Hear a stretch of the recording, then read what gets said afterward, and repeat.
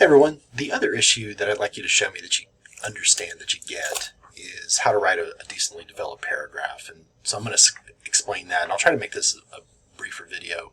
But I'm going to talk a little bit about how you structure a paragraph, and I'm going to talk about like how you use details, strong specific details to support what you're saying. So the acronym that I use to talk about how to structure a paragraph for like a persuasive essay, and I'm thinking like the film review that y'all wrote in your class.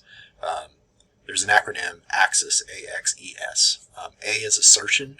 There's a claim that you make. You make that claim pretty soon in the paragraph. It doesn't necessarily have to be the first sentence of the paragraph. It typically is. Just because you're trying to convey to your readers, all right, this is the main idea that's in this paragraph, and then the details that are going to follow are going to help support that main idea. If you put that main idea all the way at the end, you're asking your reader to kind of reread the paragraph to understand how things are connected. So, A, assertion, you're making a claim. X, that is E-X-A-M-P-L-E, example.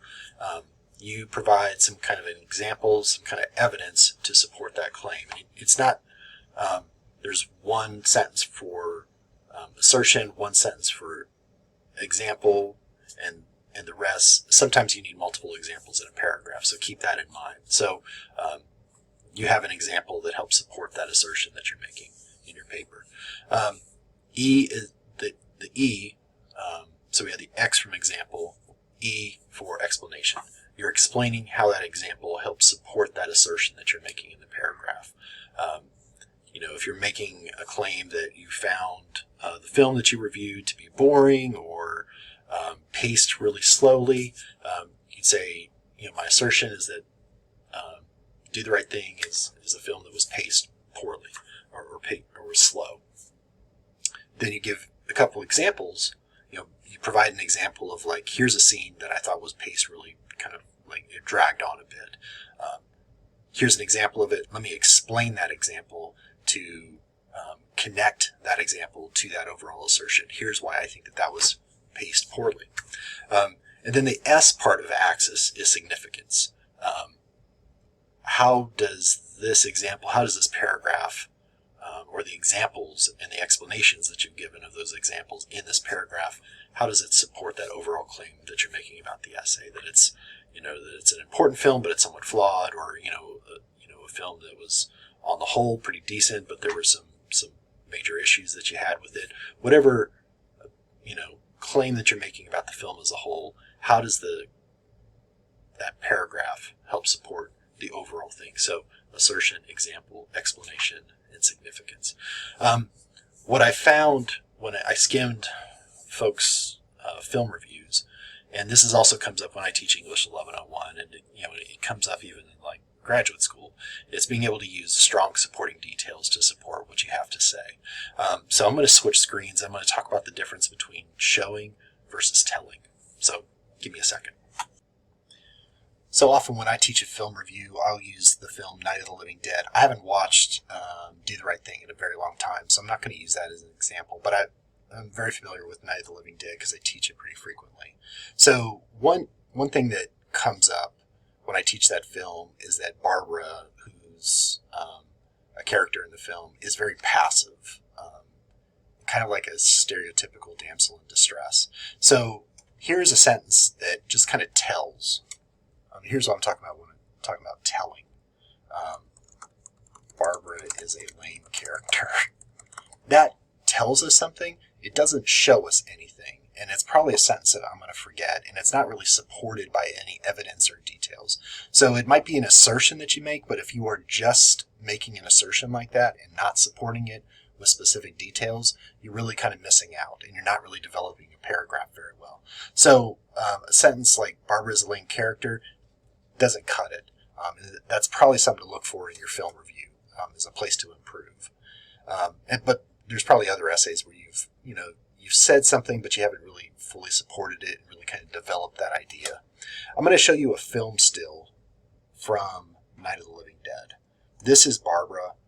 This is early on in the film. There's a zombie back here. There's another character. I think his name is Ben. He's an African-American character, and he is kind of the badass of the film.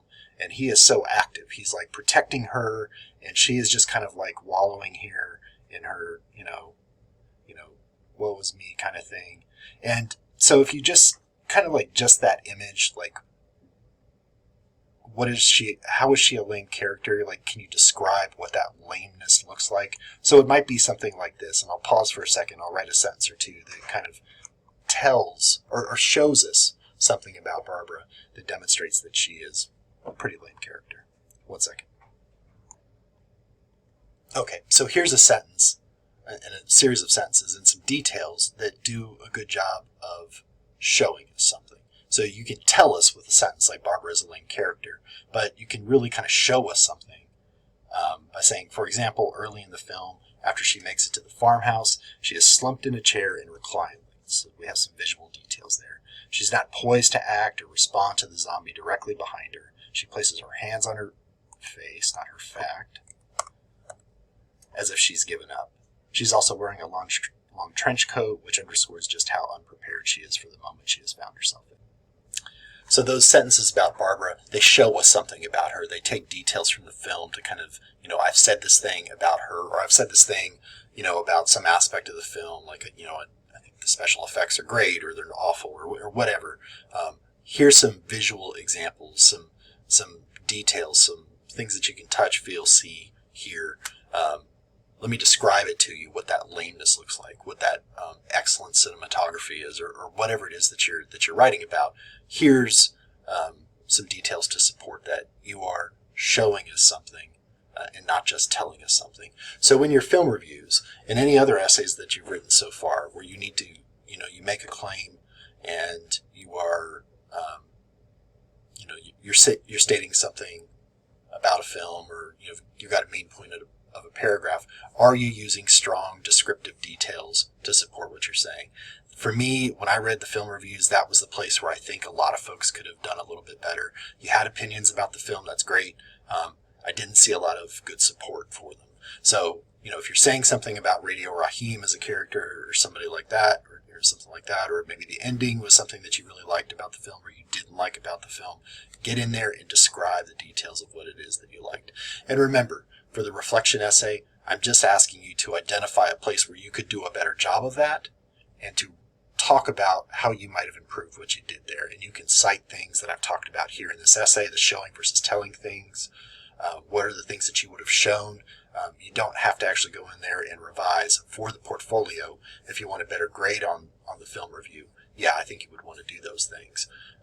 But that's a quick, really, really quick summary of like how to write a decently developed paragraph. Have an assertion, some examples, some explanation of those examples, talk about the significance of them, connect them back to the overall point that you're trying to make about something, and then use those descriptive details for your evidence and explain those descriptive details and why they mean something.